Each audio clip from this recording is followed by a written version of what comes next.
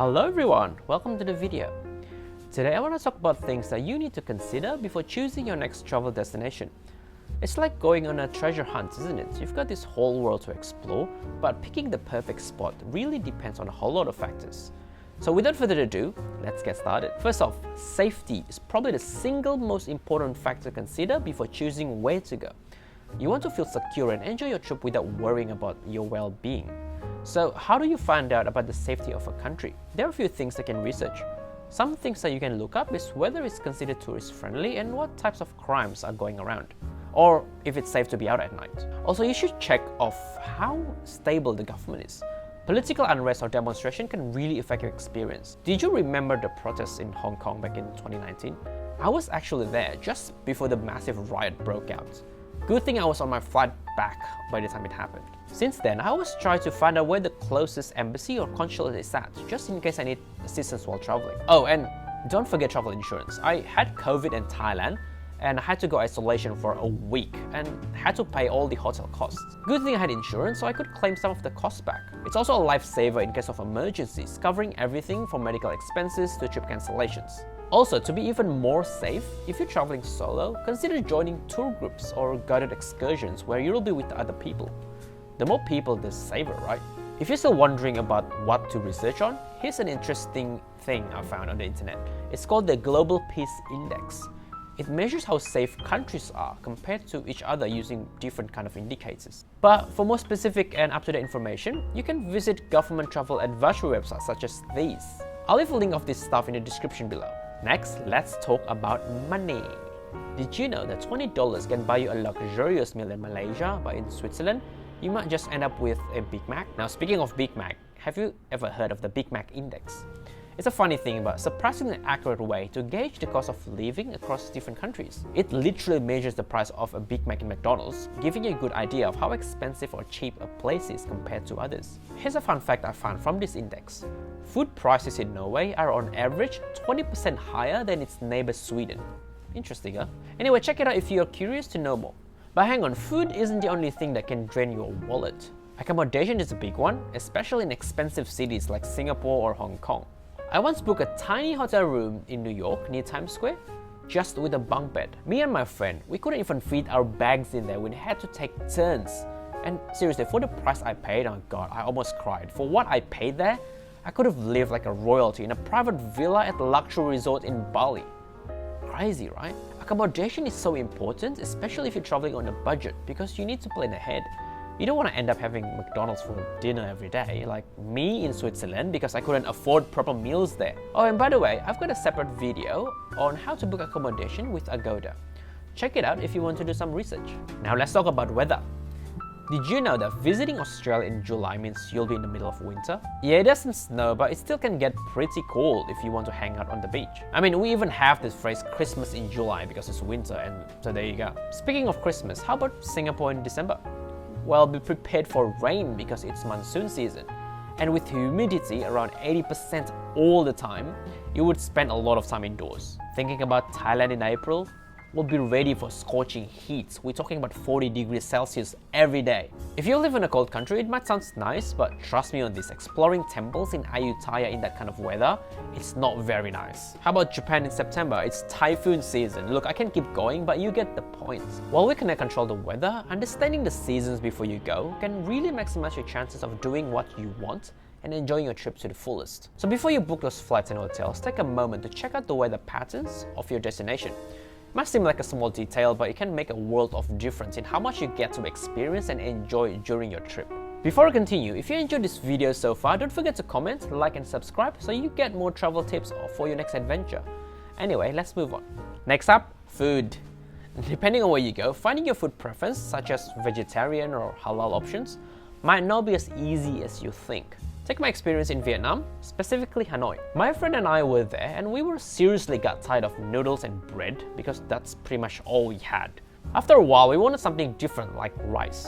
But let me tell you, finding rice in Hanoi was really hard, especially since we didn't speak any Vietnamese. We ended up wandering around the market for 2 hours before finding a street cart vendor selling fried rice at 9 p.m.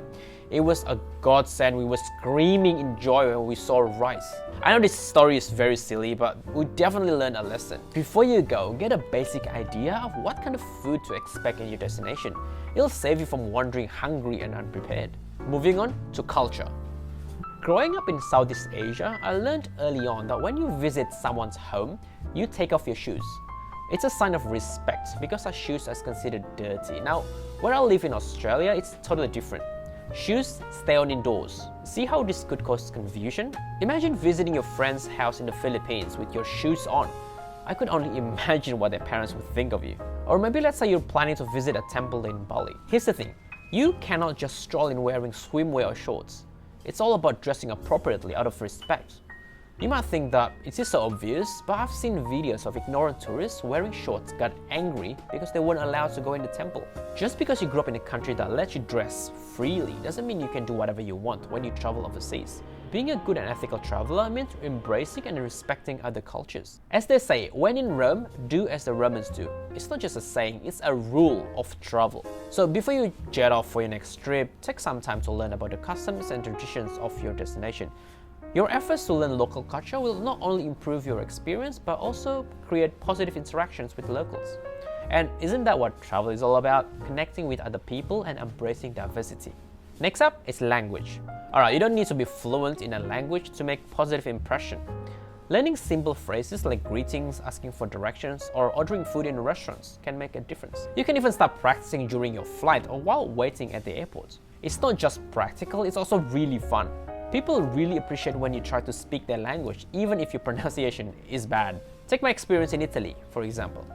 I learned phrases for restaurants like "Ciao, un tavolo per uno, per favore," which means "Hi, a table for one, please." I probably butchered the pronunciation, but hey, they understood me. I could see their eyes lit up and smile while saying "Ah, prego." So there I was pretending to understand what they were saying while nodding away and went "Si, si, grazie mille." So anyway, that was really fun.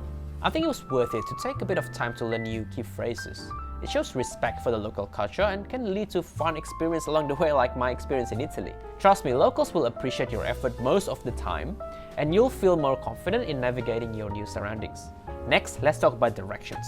I would definitely get lost without Google Maps. Seriously, not only directions, but often I would use Google Maps to find public transportation options as well. But did you know that Google Maps doesn't really work in China? In China, there was this map called Baidu Maps, which guess what? It's only available in Chinese. If you can't read Chinese characters, it's probably best to tag along with someone who can speak the language or join a guided tour to avoid getting lost. I mean, getting lost can sometimes lead to unexpected adventures and local immersion, but personally, I find it stressful, especially when I'm dragging around suitcases, so no thank you. Before you head out, make sure you have a plan on how to get around. Next is payment methods. Alright, this might sound so weird, but it literally can make or break your trip. We all know that the world is moving toward a cashless society, right? But not every country defines cashless the same way. If you don't know what I mean, I'll give you an example.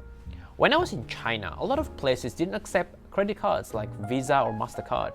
Instead, they preferred mobile payment apps like WeChat Pay and Alipay. By the way, they're so good, all you have to do is scan a code or they scan yours and voila, transaction's done. It was so convenient that I ended up spending more than I planned because it was so easy. Another example is Indonesia. Nowadays, a lot of shops in Jakarta don't accept cash or card anymore. Instead, you need to scan this vendor code to pay called QRIS, which, by the way, is only available with a local bank account. So before you go, check if you need to set up payment alternatives to, well, pay for your expenses. Last but not least is admin. I just want to emphasize this. Check your passport expiry date.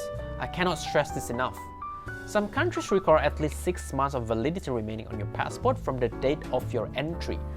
It would be so silly if you get caught in the airport unable to enter the country because you forgot to renew your passport. Visa is also a big one. Depending on where you're going, you might need to apply well in advance because sometimes they need you to attend appointments, interviews or other requirements. Don't leave this until the last minute. You should do it as soon as you finalize your flights. And then there's paperwork. Make sure you have your hotel booking confirmations, printed itinerary, travel insurance, proof of vaccination, and any required health certificates. Just print them out instead of having them on your phone. It makes things so much easier. Imagine being in the airport stressed out and you're on your phone searching for that one email confirmation in your inbox somewhere. You want to avoid that scenario by being prepared and organized from the beginning. Take some time to double check these essentials before you start packing. Alrighty, that wraps up my tips on things to do before you choose your next travel destination. If you found this video helpful, don't forget to like and subscribe for more travel insights. Also, drop a comment below to share any other tips that you might have or share a fun travel experience that you had. Before you go, check out this video here where I talk about life lessons I learned from all my travels. You might find that insightful. Thank you for watching, and until next time, safe travels!